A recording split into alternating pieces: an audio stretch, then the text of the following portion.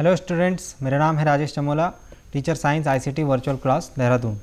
और स्टूडेंट्स, आज हम बात करेंगे क्लास 10th के साइंस के चैप्टर नंबर 1 रासायनिक अभिक्रियाएं एवं समीकरण, इस चैप्टर के ऊपर।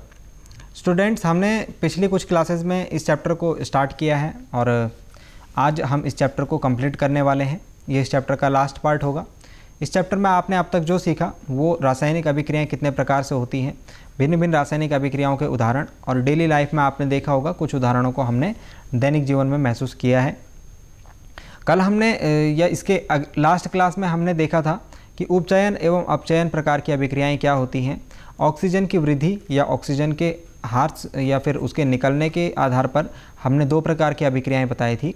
एक तो वे अभिक्रियाएं जिनमें ऑक्सीजन में किसी तत्व के साथ ऑक्सीजन का संयोग होता है, यानी ऑक्सीजन उसके साथ जुड़ जाती है, तो हम ऐसी अभिक्रियाओं को कहते हैं उपचयन अभिक्रिया। और जब किसी अभिक्रिया में ऑक्सीजन किसी तत्व से निकल जाती है तो हम उसे कहते हैं अपचयन अभिक्रिया।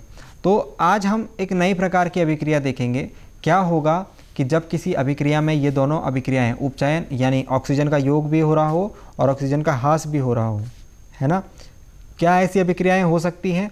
यदि हो सकती हैं तो ऐसी अभिक्रियाओं को क्या बोलेंगे और ऐसी अभिक्रियाओं के क्या उदाहरण होंगे, इस चीज़ को हम आज देखते हैं। तो सपोज़ एक एग्जांपल लेते हैं जो हमने कल लिया था स्टूडेंट, कि कॉपर ऑक्साइड है। कॉपर का ऑक्साइड हमने बनाया था कॉपर की ऑक्सीजन के साथ अभिक्रिया करके या फिर कॉपर को वायु की उपस्थिति में जला करके। तो ये काले रंग का हो गया था, है ना। काले रंग का हो गया था तो इसके ऊपर फिर हाइड्रोजन गैस प्रवाहित करी थी। हाइड्रोजन गैस प्रवाहित करी थी तो ये वापस से अपने भूरे रंग में आ गया था। ये वापस से अपने भूरे रंग में आ गया था, यानी कॉपर बन गया था। ठीक है, इतना चीज़ हमने देखी थी। ये कॉपर ऑक्साइड है, ये हाइड्रोजन गैस है, ये कॉपर है और ये जल है। नाम आप लिख लेंगे इनके नीचे। अभी हम फिलहाल जो चीज़ डिस्कस कर रहे हैं वो ये दिख रहे हैं कि यहाँ पर देखिए कॉपर के साथ ऑक्सीजन था और यहाँ पर कॉपर के साथ ऑक्सीजन नहीं है। यहाँ पर ऑक्सीजन था और यहाँ पर ऑक्सीजन नहीं है। तो क्या हुआ है? कॉपर का उपचयन।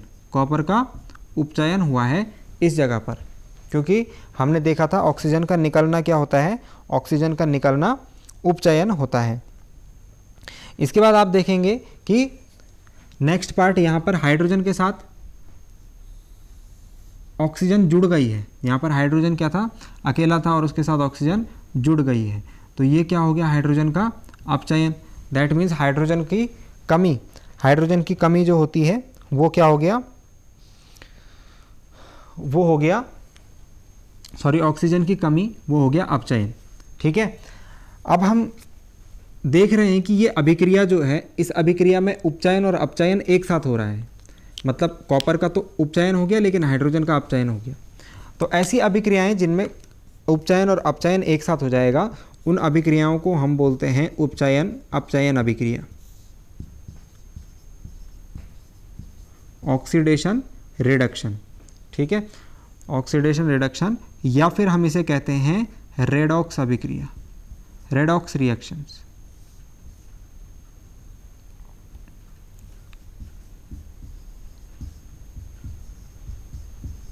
रेडॉक्स इसका नाम क्यों पड़ा है? क्योंकि उपचयन को हम, अपचयन को बोलते हैं ऑक्सीडेशन, ऑक्सीजन का जुड़ना इंग्लिश में, और अपचयन, उपचयन को बोलते हैं रिडक्शन। ठीक है, तो इससे रेड ले लिया, इससे ऑक्स ले लिया, तो जिस अभिक्रिया में दोनों चीज़ हो रही है रेडॉक्स, तो हम उसको बोलते हैं रेडॉक्स रिएक्शंस। इसको आप इस तरीके से भी समझ सकते हैं। अच्छा, अब देखिए इसके बाद तो रेडॉक्स अभिक्रिया की हम डेफिनेशन लिखेंगे। तो रेडॉक्स अभिक्रिया की डेफिनेशन क्या हो जाएगी? ऐसी अभिक्रियाएं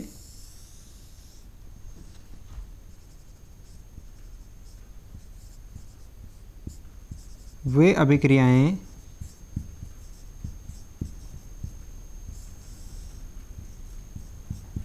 जिनमें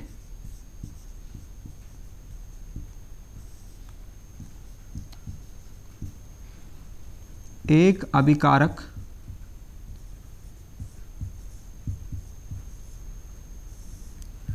का उपचयन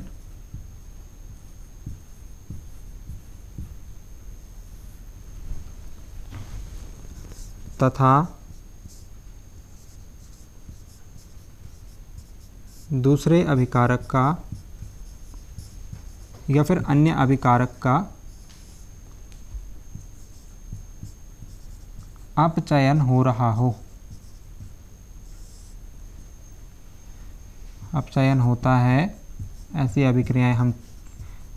अभिक्रियाओं को हम कहते हैं रेडॉक्स अभिक्रिया या फिर उपचयन अपचयन अभिक्रिया। और इसका उदाहरण आप ये देख सकते हैं कॉपर। और इसके अन्य उदाहरण यदि बात करें तो अन्य उदाहरण में आप लिख सकते हैं Zn, जिंक ऑक्साइड के साथ भी इसी प्रकार की अभिक्रिया होती है। जिंक ऑक्साइड की जब कार्बन के साथ अभिक्रिया करते हैं तो ये जिंक के साथ ऑक्सीजन तो थी हट जाती है, दैट मीन्स कि इसका उपचयन हो जाता है और कार्बन के साथ ऑक्सीजन आ जाती है। ठीक है, तो ये अन्य उदाहरण आप इसका लिख सकते हैं, इनके नीचे आप नाम लिख सकते हैं। और इस प्रकार से स्टूडेंट्स उपचयन अपचयन अभिक्रिया पढ़ने के बाद हमने देखा कि रेडॉक्स अभिक्रिया जो है वो उपचयन अपचयन यदि किसी अभिक्रिया में एक साथ हो जाते हैं तो वो रेडॉक्स अभिक्रिया कहलाती है। लेकिन क्या कोई, जैसे सपोज हम उपचयन और अपचयन अभिक्रिया का निर्धारण करते हैं तो उसके लिए हमें ऑक्सीजन को ढूंढना पड़ता है कि कहाँ पर ऑक्सीजन का योग हुआ है और कहाँ पर ऑक्सीजन का ह्रास हुआ है। क्या कोई अन्य तत्व ऐसा भी है जिसके बेसिस पर हम बात कर सकते हैं, ऑक्सीजन के अलावा कोई ऐसा तत्व है कि जिसके आधार पर हम बता सकते हैं कि अभिक्रिया में उपचयन हुआ है या अपचयन हुआ है? तो जी हाँ, एक ऐसा दूसरा तत्व भी है जो कि हाइड्रोजन। हाइड्रोजन के बेसिस पर भी, हाइड्रोजन के आधार पर भी हम बता सकते हैं कि अभिक्रिया में उपचयन या अपचयन हो रहा है या नहीं। तो इसको आप सिंपली आप ऐसे समझ सकते हैं कि आपको इसको कंफ्यूज नहीं होना है, इसको आपको याद ऐसे रखना है कि अगर यहाँ पर लिख लेते हैं, अगर हम अब तक क्या पढ़े थे, हमने पढ़ा था कि उपचयन कब होता है। उपचयन तब होता है जब ऑक्सीजन निकलती है, ऑक्सीजन की कमी होती है। ठीक है, तो उपचयन तब भी होगा जब हाइड्रोजन की वृद्धि होगी। समझ रहे हो बात को? जब हाइड्रोजन की वृद्धि होगी या फिर H का जुड़ना होगा तो तब हमारे पास होगा अपचयन। ठीक है,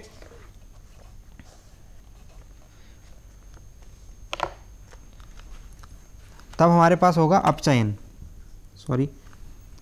अपचयन कब होगा? जब हाइड्रोजन की वृद्धि कहीं पर हो रही होगी। ठीक है, और उपचयन कब होगा? इसका विपरीत, जब हाइड्रोजन का ह्रास हो रहा होगा या फिर हाइड्रोजन की कमी हो रही होगी। ठीक है, तो ये बात समझ गए। हाइड्रोजन के आधार पर भी हम बता सकते हैं कि किसी अभिक्रिया में उपचयन हुआ है या नहीं हुआ है, अपचयन हुआ है या नहीं हुआ है।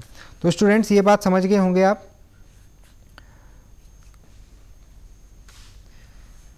इसके बाद हम देखते हैं कि कुछ इन जो अभिक्रिया हम पढ़ रहे हैं, हमने आज लास्ट में इस चैप्टर में ये पढ़ना है कि उपचयन एक ऐसी अभिक्रिया है, अपचयन ऑक्सीजन का जुड़ना एक ऐसी अभिक्रिया है जो कि हमारे दैनिक मतलब डेली लाइफ में हम इसको महसूस करते हैं और ये होती है। ऑक्सीजन का जुड़ना, ऑक्सीजन हमारे आसपास उपलब्ध होती है। आपको पता है ऑक्सीजन एक ऐसी गैस है जो कि जलने के लिए यानी किसी वस्तु के दहन के लिए आवश्यक होती है। तो ऑक्सीजन का जुड़ना हम इसे ऑक्सीकरण भी कहते हैं, ऑक्सीडाइजेशन। जब किसी वस्तु का ऑक्सीकरण होता है तो मतलब उस ऑक्सीजन के संपर्क में आ जाती है, तो हम उसे ऑक्सीकरण कहते हैं। तो इसके दो डेली लाइफ फिनोमिनाज हैं। पहला तो ये है कि सपोज़ आपने अपने आसपास देखा होगा लोहे की बनी हुई वस्तुएं होती हैं। तो लोहे की बनी हुई वस्तुओं को जब आप नमी के संपर्क में या फिर बारिश के टाइम पे बाहर खुला छोड़ देते हैं या फिर उनमें पेंट नहीं करते हैं या फिर वो आर्द्रता के संपर्क में आ जाती हैं, तो वे आपने उनमें देखा होगा कि उनमें जंग लगने लग जाती है या फिर वे ख़राब होने लग जाते हैं, कमज़ोर पड़ने लग जाते हैं। तो एक ये प्रक्रिया है, यहाँ पर इस प्रक्रिया का हम नाम देते हैं संक्षारण, यानी कि वस्तु क्या हो रही है, संक्षारित हो रही है। तो सबसे पहला जो पॉइंट है कि क्या आप संक्षारण की जो घटना देखी है आपने, कि जैसे हमने अभी लोहे की बात करी, क्या ये अन्य धातुओं में भी हो सकता है? तो आपने अपने आसपास ऐसी बहुत सारी धातुएं देखी होंगी कि जिनमें संक्षारण होता है। जैसे कि फॉर एग्जांपल चांदी के जो आभूषण हम पहनते हैं, चांदी के जेवर आपके घर में यदि कोई पहनता है, चांदी की अंगूठी होती है, तो चांदी में भी आपने देखा होगा काफ़ी टाइम यूज़ करने के बाद उसमें काले रंग की परत चढ़ जाती है। ये काले रंग की परत क्या है स्टूडेंट्स? ये काले रंग की परत है चांदी का ऑक्सीडाइजेशन, जब उसका ऑक्सीकरण हो जाता है। तो क्या ये भी एक संक्षारण की प्रक्रिया है? जी हाँ, ये भी एक संक्षारण की प्रक्रिया है। इसके अलावा आपने आपके घर में देखा होगा तांबे के बर्तन होते हैं, जो पूजा पाठ करने वाले लोग होते हैं उनके घर में तांबे के बर्तन होते हैं। तो तांबे के बर्तनों में समय के साथ एक हरे रंग की परत चढ़ जाती है। क्या ये भी संक्षारण है? तो जी हाँ, ये भी संक्षारण है, क्योंकि आर्द्रता या फिर ऑक्सीजन के संपर्क में आने पर हम क्या देखते हैं कि इन धातुओं में, अब हम कहेंगे धातुओं से बनी हुई वस्तुओं में खराबी आने लग जाती है, और हम इस प्रक्रिया को बोलते हैं संक्षारण होना, वस्तु का संक्षारण होना। तो इसको लिख लेते हैं हम, जो हमने अभी पढ़ा। संक्षारण के बारे में आप डिटेल में पढ़ेंगे जब हम 3rd चैप्टर पढ़ रहे होंगे, धातु एवं अधातु। वहाँ पर हम देखेंगे कि संक्षारण होता क्यों है, क्या क्या इससे बचाव के उपाय हैं, क्या क्या काम करके हम संक्षारण से बच सकते हैं। पर मैं आपसे क्वेश्चन करता हूँ कि संक्षारण से बचने के लिए हमें इतना महत्वपूर्ण क्यों है कि हमें संक्षारण से वस्तुओं को बचाना होता है। फॉर एग्ज़ाम्पल आप ये समझिए कि आपने कोई बिल्डिंग बनाई है और उस बिल्डिंग का एक बहुत बड़ा भाग आपने लोहे का बनाया है, ठीक है। तो यदि वो लोहा ख़राब हो जाएगा, वो लोहे पे जंग लग जाएगा, वो लोहा संक्षारित हो जाएगा, तो कहीं ना कहीं आपको फिर उसे रिप्लेस करना पड़ेगा, उसे हटाना पड़ेगा, और उसे हटाने में बहुत बड़ा खर्च जो है वो आएगा, वो आपको नुकसान उसे झेलना पड़ेगा। तो ऐसे ही बहुत बड़े जो पुल होते हैं, लोहे के बने हुए पुल होते हैं, आप जानते हैं जो बाहर की हमारे घर से बाहर जो मोस्टली जो बड़े बड़े मॉन्यूमेंट्स होते हैं, बड़ी बड़ी जो इमारतें होती हैं, वो लोहे की बनी होती हैं, है ना, इतना स्ट्रांग होता है। तो यदि ये लोहा हमको टाइम टू टाइम हम इसे रिपेयर करना पड़े या फिर इसे हटा करके नया लोहा लगाना पड़े, तो इसमें काफ़ी बड़ा खर्च आ जाता है। तो इसीलिए हम क्या करते हैं, हम ऐसी विधियां उपयोग करते हैं कि जिनसे हमको ये जो लोहे धातुओं से बनी हुई वस्तुएं हैं, इनको ज़्यादा समय तक हम चलाए रख सकें और हमारा खर्च क्या हो सके, कम हो सके। तो इसके बारे में आप डिटेल में पढ़ेंगे। अब जब हम चैप्टर नंबर 3 पढ़ रहे होंगे, वहाँ पर भी आपको संक्षारण पढ़ना है। यहाँ पर बस आपको इंट्रोडक्शन देखना है कि संक्षारण होता क्या है। तो संक्षारण की परिभाषा इस प्रकार से लिखेंगे, जब धातुएं या फिर जब धातु से बनी हुई वस्तुएं या फिर धातुएं किस किस के संपर्क में आती हैं,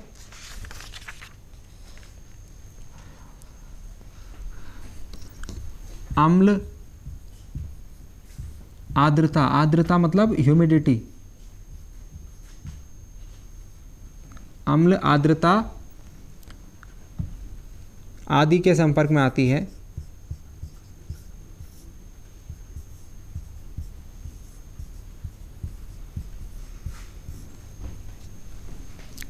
संपर्क में आती है,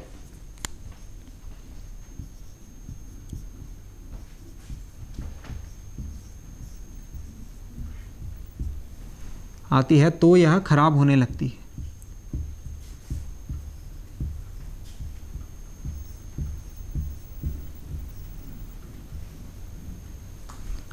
खराब होने लगती है। इस प्रक्रिया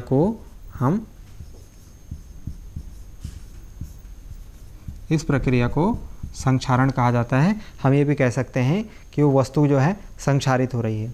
उदाहरण हमने कहाँ देखा? उदाहरण हमने देखा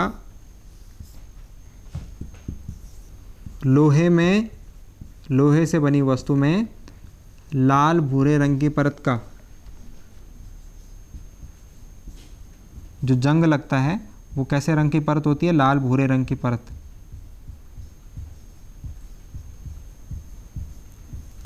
ठीक है।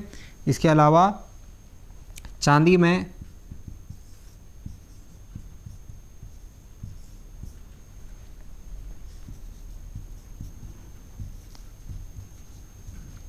काले रंग की परत,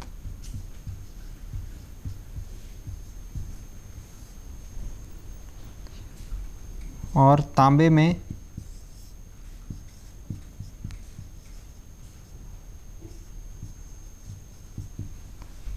हरे रंग की परत।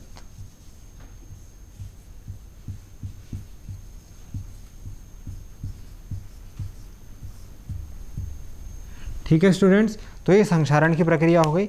इसके कारण क्या होते हैं, क्यों ये होता है, इसके उपाय क्या होते हैं, इसको हम समझेंगे अपने नेक्स्ट चैप्टर में। जब हम चैप्टर 3 पढ़ रहे होंगे तो वहाँ पर हम इसको समझेंगे। इसके अलावा स्टूडेंट्स एक और फिनोमिना होता है, एक और घटना होती है हमारे आसपास में कि जब आप सपोज़ कोई तेल से बनी हुई वस्तु है ना, कोई वसा जिसमें फैट उपलब्ध है, ऐसी वस्तु को आप काफ़ी लंबे समय तक यूज़ नहीं कर सकते हैं। आपने देखा होगा कि जैसे कोई तेल से बनी हुई सामग्री होती है तो वो बहुत जल्दी ख़राब होने लगती है और उसमें स्मेल आने लगती है, उसमें बदबू आने लगती है। तो क्या होता है, जो तेल और वसायुक्त जो खाद्य पदार्थ होते हैं हमारे, इनको यदि मैं ज़्यादा समय तक रख दूँ, ये ज़्यादा समय तक यदि खुले में रखे जाएँ तो इनमें जो ये बैड ऑर्डर आने लगती है, बैड स्मेल आने लगती है, वो इनके एक जो इसमें उपस्थित जो भी पदार्थ है उसके ऑक्सीकरण होने के कारण होती है। तो ऑक्सीकरण होने से बचाना है हमें इनसे, तो हमें ऑक्सीकारक हटाने होंगे। तो जैसे आप इसमें आपने एक इम्पॉर्टेंट चीज़ देखी होगी अपने आसपास, जो चिप्स आप खाते हैं, जो मार्केट से आप चिप्स खरीद के खाते हैं, वो चिप्स भी तो क्या है, वो भी फ्राइड है, वो भी क्या है, तेल से बना हुआ है। तो यदि कोई फैक्ट्री में चिप्स बनता है, उसे आप तक पहुंचने में 3 दिन लग जाते हैं, तो क्या वो 3 दिन में वो चिप्स ख़राब नहीं हो जाएगा?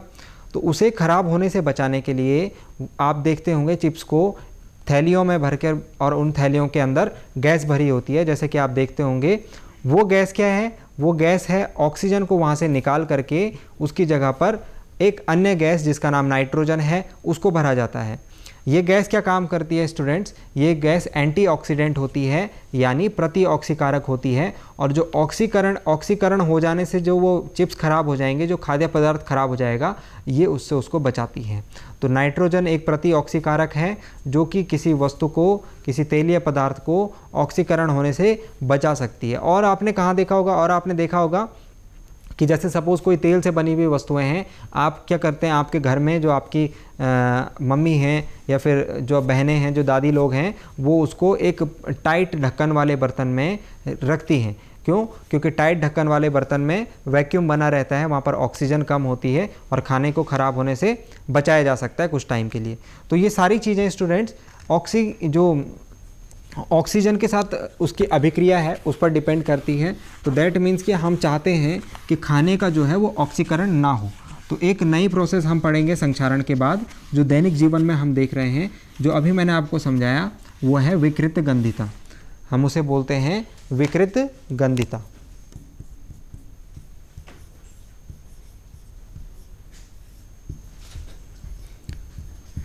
रैंसिडिटी हम इसे बोलते हैं।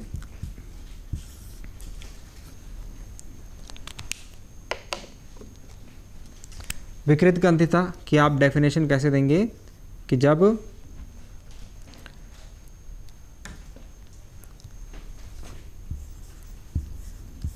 वसायुक्त यानी फैट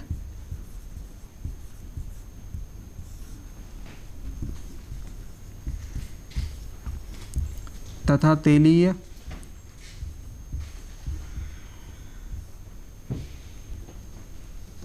खाद्य पदार्थ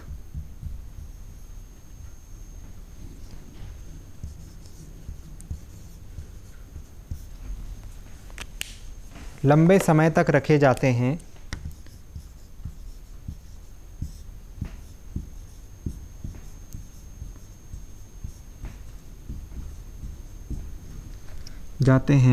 तो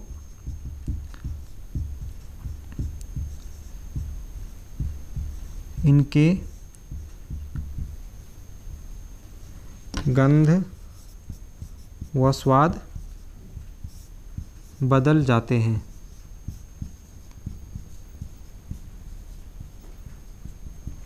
इनके गंध और स्वाद बदल जाते हैं। इस प्रक्रिया को हम कहते हैं विकृत गंधिता।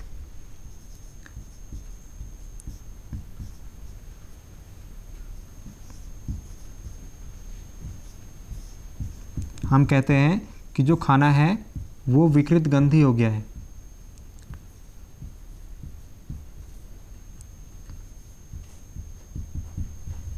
ठीक है, तो ये इसकी डेफिनेशन है। इसमें मैंने नोट आपको एक बताया था कि हम एक शब्द यूज़ करा था प्रति ऑक्सीकारक, प्रतिऑक्सीकारक मतलब एंटीऑक्सीडेंट।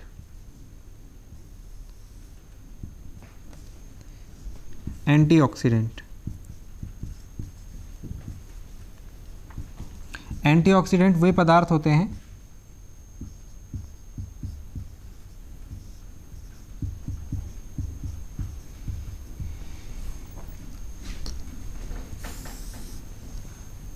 जो कि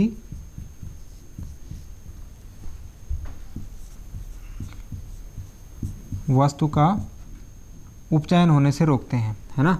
वस्तु के साथ ऑक्सीजन की जो रिएक्शन होगी उससे उसको रोकते हैं।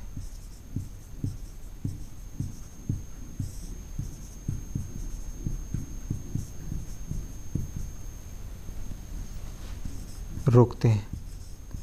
और इसमें एक इम्पॉर्टेंट क्वेश्चन यहाँ से ये आता है जो हमने लास्ट में पढ़ा था, वो ये कि चिप्स की थैलियों में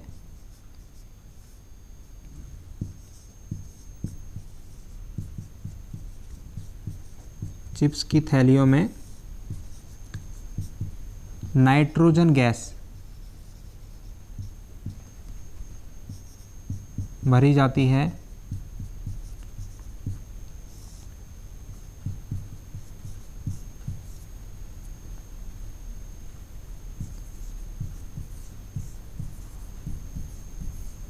क्यों? क्योंकि ये चिप्स को उपचयित होने से बचाती है। ठीक है, ये लाइन आप लिख लेंगे क्योंकि ये एक प्रतिऑक्सीकारक है, एंटीऑक्सीडेंट है। ठीक है, यहाँ पर एग्जांपल लिख लेता हूँ मैं, जैसे नाइट्रोजन गैस। ठीक है, तो क्योंकि ये इसको उपचयित होने से बचाती है, तो हम यह करते हैं उसमें से चिप्स की जो फैक्ट्रीज़ में हम चिप्स में से ऑक्सीजन निकाल करके उसमें नाइट्रोजन गैस भर लेते हैं। तो स्टूडेंट्स यही था इस चैप्टर में। इस चैप्टर का जो लास्ट टॉपिक था वो ये था। ये चैप्टर आज कंप्लीट होता है। इसके बाद हम नेक्स्ट लेक्चर में इसके दूसरा चैप्टर हम कंटिन्यू करेंगे। फिलहाल हम इस चैप्टर के कुछ क्वेश्चंस देख लेते हैं जो कि इंपॉर्टेंट होते हैं, जो कि आपके एग्ज़ाम में आने वाले क्वेश्चंस हैं। ठीक है, तो जैसे एक क्वेश्चन है जो कि इंपॉर्टेंट क्वेश्चन, कल भी मैंने आपको इस प्रकार का एक क्वेश्चन कराया था।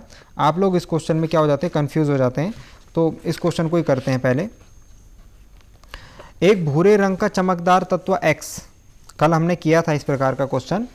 अब मैंने आपको बताया था इसमें आपको जो X की परिभाषा दी गई है उसको पहचानना। जैसे कि हमने कल के क्वेश्चन में देखा था कि किसी पदार्थ X का उपयोग सफ़ेदी करने के लिए होता है, तो X की परिभाषा दे रखी है कि उसका प्रयोग सफ़ेदी करने के लिए होता है, मतलब वो चूना है। ऐसे ही यहाँ पर दे रखा है क्वेश्चन में, क्या दे रखा है, एक भूरे रंग का चमकदार तत्व X। तो भूरे रंग का चमकदार तत्व X, एक भूरे रंग का चमकदार तत्व X कौन सा है? भूरे रंग का जो होता है वो है कॉपर। हमने रिएक्शन भी देखी है इसकी काफ़ी। जब हम इसे वायु की उपस्थिति में गर्म करते हैं तो ये काले रंग का हो जाता है। तो वायु की उपस्थिति में इसे गर्म करने पर ये काले रंग का क्यों हो जाता था? क्योंकि इसे ये कॉपर ऑक्साइड बना लेता था। इस तत्व X एवं उस काले रंग के यौगिक का नाम बताइए। तो हम इसको लिख लेते हैं। ये क्वेश्चन हम काफ़ी बार कर चुके हैं, लेकिन इस प्रकार से जब क्वेश्चन पूछा जाता है तो आप लोग कंफ्यूज हो जाते हैं। तो क्वेश्चन क्या पूछा हुआ है कि एक भूरे रंग का चमकदार तत्व है X, जब हम इसको वायु की उपस्थिति में जलाते हैं, इसका दहन करते हैं, तो ये काले रंग का हो जाता है। इस काले रंग के इस काले रंग के पदार्थ का नाम भी आपको लिखना है, और जो ये भूरे रंग का चमकदार तत्व X है इसका नाम भी लिखना है। तो जो X की परिभाषा दी है वो ये दी है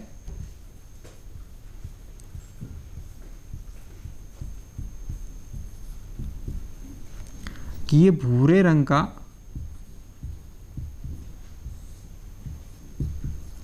चमकदार तत्व है, यानी कि X क्या है, ये है कॉपर। ठीक है, कॉपर। जब इसे हम वायु की उपस्थिति में इसको जलाते हैं, मतलब ऑक्सीजन के साथ अभिक्रिया करते हैं, तो ये क्या बना लेता था, कॉपर ऑक्साइड।